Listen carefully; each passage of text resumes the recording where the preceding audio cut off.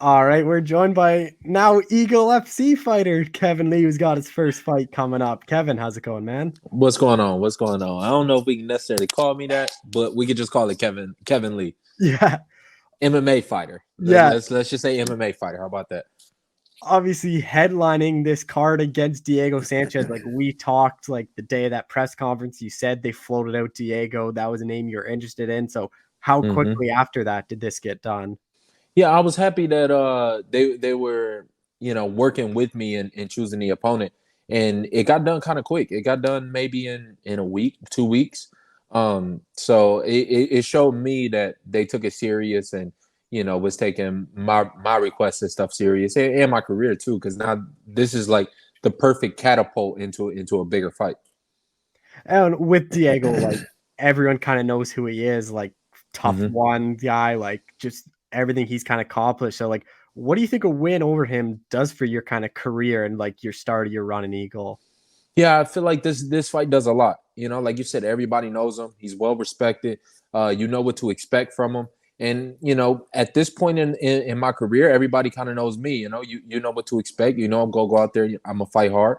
And I think Diego will answer some questions that people, including myself, have about me. So when I go out there and I smash him, then it's gonna not only I think it's gonna build up my career, it's gonna build up this whole organization and everything else that we have going on in this MMA space. I feel like we in a real interesting time right now in it. So I'm happy to be one of the forerunners in it, and this fight is one of them. What have you made of Diego's run? Because obviously he lost to Jake Matthews, then that whole thing with Fabia is kind of the reason he got cut, not because he was like on a skid or anything, it was because of his coach. But like he's Yeah, been pretty durable, like even at his 40, like he's still showing like some signs that he can still fight. yeah. I'm expecting the best Diego. Um, he's somebody you talk about like he was the Ultimate Fighter one winner. I was a freshman in high school at the time. I barely even knew what MMA was when he was, and for him to still continue on and do what he's doing now, he's getting my full respect. He's getting my full attention, and I'm expecting like a prime Diego. I feel like sometimes we don't necessarily know how this game works. It's different for everybody. Um, who knows? He might come out. He might be better than he was in the past. He might be, now that he's got some of that weight shed off of him. He shed the last coach. He talked to me a little bit about it. It seems like he's in a good place, and I'm gonna put him in a bad place. And 165, do you not think that benefits both you guys? Because both you guys always seem too big for lightweight, but like just a tad too small to hang with some of those big welterweights. Yeah, we just one of the two people. I feel like you could probably point to 50 guys that this division is going to benefit. I feel like you can create more than a whole division off of this. So um, we just part of the catapult in it. The first Eagle 2 weeks ago had like a few fights at 165, and they were good fights, like really good fights. So I think it's just a start of a new division that I'm gonna be champion of real quick.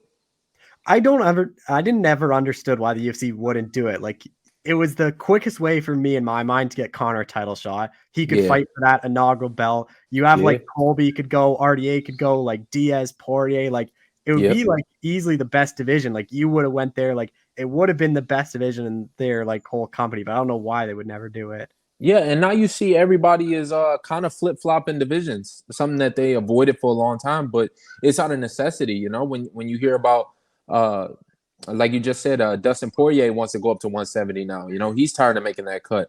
It's so many guys that they could have did it. Why they didn't, I don't know. I think he's just stubborn as hell, to be honest with you. But to end 170 at Kamaru Usman, I feel like makes sense. There's a clear lineage at 170. You got Matt Hughes, you got George St. Pierre, then Kamaru Usman as great champions. End it right there, and let's start something new. And that's what we're gonna do. So I'm excited to be the first one to do that. And I know when we talked to after the press conference, you said you were going down to Sanford. Did you end up making that move? Yeah, I'm here now. It's been about a month since I've been in Florida. It's been cool. It's been fun. I think this is a great start to another chapter of my career. Oh, what's that like working there? Because there's a lot of good lightweights and welterweights for you to work with. Like there's Chandler, there's Luke, Yep. like Burns, like there's tons of guys for you to work with. Especially welterweights. It's a lot of welterweights. There's the Bellator welterweight champ. There's Jason Jackson. There's I mean, there's so many guys at around this weight class. It's been great. Like honestly, it's a lot different than training over the Extreme. I miss Extreme. I miss everybody that I knew there. But this is it's different. It's hard every day. It's a wrestling mentality. It's more of a team aspect than I've ever been used to. And at this point in my career, it was definitely needed. I needed to be around more people and in a team type of aspect. I feel like I've been lone dogging it too long, almost, since the passing of Flawless. I kind of been out here just lone wolfing, setting up the training camps myself, finding the partners, finding the training. Like it was just a little too much. So this all came together at the right time. And who is going to be your corner then? Because there's a lot of good coaches you can kind of pick from there. Yeah, Henry Hoof definitely is going to be added to it. But of course, I'm going to keep Dewey Cooper. He's one of the two people that I always said will always be in my corner no matter what. So he'll make the trip over from Las Vegas, and Faraz Zahabi will still be in my corner too. He'll come down from Canada. Are you like sending footage to Faraz and Dewey, or is that something they kind of know you anyways, and you'll just talk to them on fight week? Dewey, we know each other so well that as soon as I hit with him once or twice, we'll hop right back into it. With Faraz, I'm sending footage back and forth. He's more of the mind behind it, the game planning. So we stay in contact. Well, like I'm up in Canada, so I know how hard it is for you guys to get up in here. So like Yeah. once everything clears, like are you hoping you can get back up to Montreal sometimes and train with Faraz? At some point, yeah. Yeah. Now, if I'll do a full training camp there, I'm not sure yet. That part is still up in the air. But absolutely, I'll come back up to Montreal and train. Like you said, this whole COVID thing just really shut down Canada. So it took it off my radar as far as moving there and moving there permanently, But as far as like in the future doing training camps or just coming up there to train, yeah, absolutely. We'll do that. And with Diego, like how do you think you match up against him? Because I think a lot of people kind of think you're probably the better wrestler. Then on the feet, you guys, I would probably give you the edge as well in striking. Yeah, when you talk about striking, wrestling techniques, I feel like I outshine them. Speed, strength, athleticism, youth. There's a whole lot stacked in my corner. But it's still a dangerous fight, and I got to train twice as hard almost. It's sometimes it's harder to beat these guys that you're supposed to beat. But that's going to be an evolution in my game that I'm going to keep showing to people. I feel like I'm the most dangerous guy outside of the UFC at this point. There's nobody in the world that could touch me. So I got to make sure that I stay on point with beating the guys that I'm supposed to beat, because most of these guys I'm all supposed to beat. And with this fight, like, is there more pressure for this one than most of your other fights just because everyone kind of expects you to kind of run through Diego? Yeah, it is. It is. I'm not gonna lie, but the pressure makes diamonds, So I'm gonna rise to that occasion. It is some more pressure though. I wouldn't lie and say it's not. How do you kind of see yourself winning this fight then? Because like when you go out there and you kind of perform your best, like those finishes tend to happen. I'm gonna hurt Diego. I'm gonna hurt Diego bad. Every day that passes by in this training camp, and you constantly you run the fight through your head, and every single scenario comes out with me hurting him really bad. He's tough. He's mentally tough. He can hang in there, but I'm just gonna break his body down to the point where he can't take it anymore. And yeah, he's gonna be in for a world of hurt. Do you think a win here, like your next fight, would be for that belt at 165? Yeah, I don't know. We'll have to see. I think at the end of the year is when they're targeting doing titles.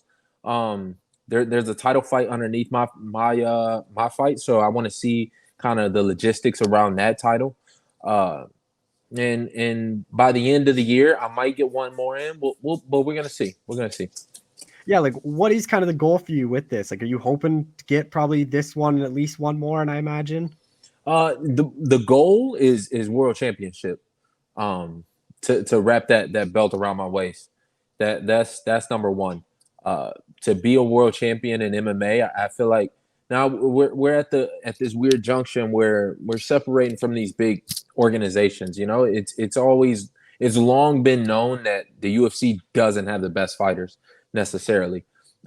They just have the most marketable fighters, you know. But this is a big world. There's a lot of men out there fighting, and I got something to prove against everybody who wants to step in there at 165. So that's my goal right now is to be a world champion, and then we'll take it from there. I'll make a bunch of money, and we're gonna have some fun. Have you talked to Habib or like Rizvan about who could possibly be next and who they're kind of bringing into this division? No, we take it one step at a time, So, I'll build around the division around me. I don't give a damn who else they have. I don't care if they get ex UFC fighters. I don't care if they get some new young guys coming up. Honestly, I don't give a damn. So, we focus totally just on this fight now, and then afterwards, then we'll talk and see who else is out there. I'd imagine though you'd rather just be on the Miami cards rather than going out to Russia, or would you like going out there at least once? At least once. If I get that title in Russia, and have Khabib wrap that belt around my waist, that is just something about that, you know, to have the who people consider the greatest lightweight wrap a super lightweight belt around my waist and do it in Russia would be kind of iconic, you know. That'd be kind of, I don't know, this stuff movies are made out of. So yeah, I definitely entertain a fight in Russia, especially if we end up going to war with them. I'm sure you've probably seen their first event in Miami. That cage looks super small. Like, is that something Yeah. you even notice? Like, how do you think that plays a role in the fight? It makes it a more exciting fight for sure. And it benefits my style. You know, everyone knows I'm right in your face from the get go to the end. I'm in your face the whole time. So in a smaller cage, there's nowhere to run, and I'm a violent motherfucker. So this is just gonna add to it. Just a couple more things. I know you already kind of spoke out on your Instagram, but that whole thing when you got flagged by Nevada, like how big of like a Yeah. headache kind of was that? Where it's not even like any performance enhancing drugs, and they're flagging you and suspending you for that. Yeah, it was ridiculous. It still is. You know, the suspension is up at the end of this month. I got to pay the ridiculous fine and, you know, go in front of them and all that ridiculous shit. So, I feel like that was also a part of not that it was a part of the release, but I feel like they didn't necessarily like me talking up and speaking up about having ADHD and dealing with those issues and stuff like that. I feel like that was something that they kind of wanted to keep under the wraps, which the UFC is known to do. And the whole thing was kind of a headache from that standpoint. You can call this crazy, but like I kind of think you were partly released because of Ngannou and like you're Yeah. rep by CAA, and I think they were kind of like, okay, if you're gonna be this big of a headache, we'll just cut your other big Yep. guy that they rep. Like, do you kind of think there's some of that too? Yeah, that was the number one factor for sure, and I don't even think that's a secret at this point. Yeah, it was just a way to send him a message to say, okay, we'll do this to your guy. You know, he's standing up for you. He's standing right beside you. He's on your same management team. We can do the same shit to you, even if you are the champion, and especially if you would have lost that belt to Cyril. Yeah, it was a message that they were sending to him to try and get the contract done before the fight.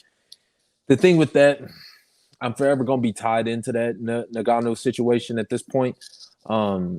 But I still stand by him in making the most amount of money possible. If he takes a $70 million fight next with Tyson Fury, then you know I could say I got some role in it, even as minor as it is. I was just a casualty in it. Makes me happy for it, you know.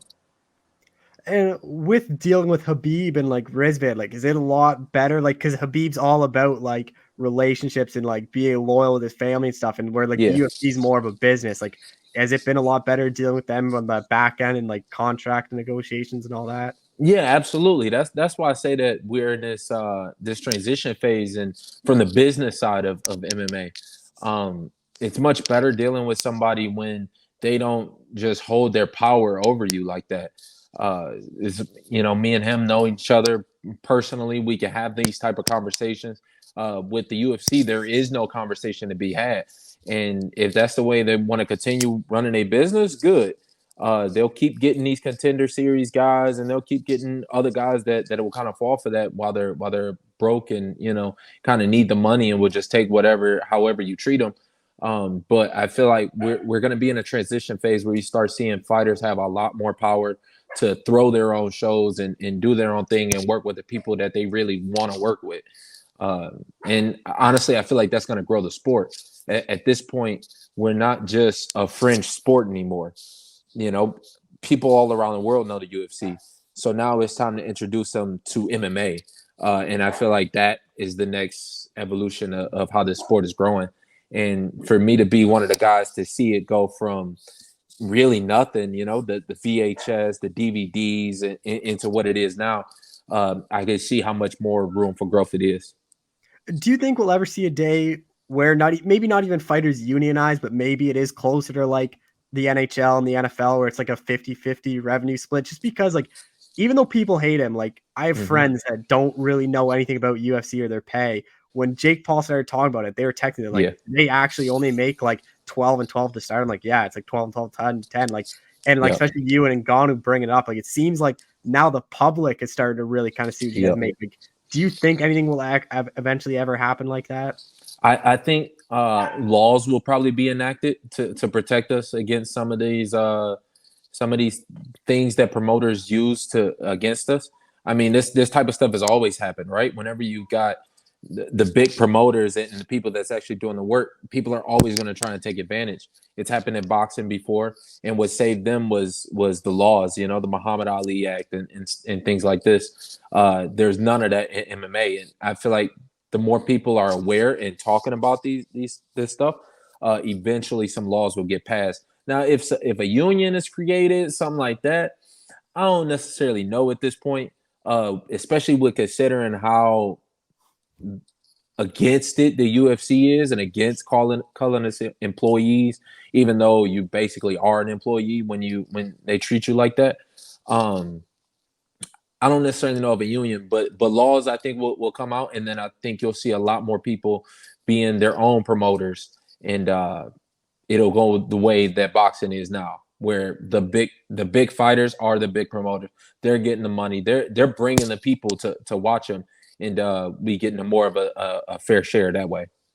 And just last thing, obviously, a guy you fought in Oliveira is kind of running through everyone. Next up is Gaethje. Like, how do you think that goes through? And should he get past that? It seems like Islam will be next. Like, do you kind of see either of those guys being able to beat him? Honestly, no. I think it'll take more Oliveira slowing down. He has had a lot of fights, and I think that's something that people don't necessarily pay attention to. He's had a lot of fights, a lot of wars, and he's starting to take up some damage. But as far as skill wise, I think he blows both of those guys out the water. And I've said it before, he's the most skilled man that I fought. And as soon as that fight was over, I was like, oh yeah, that's the best 55er out here right now. So I still feel he's still gonna be that after Gaethje and after Islam too, or anything like that. Granted, his body can hold up over some of his years of punishment that he's taken. Well, Kevin, I appreciate the time as always. Thank you so much for doing this again. For sure. Anytime.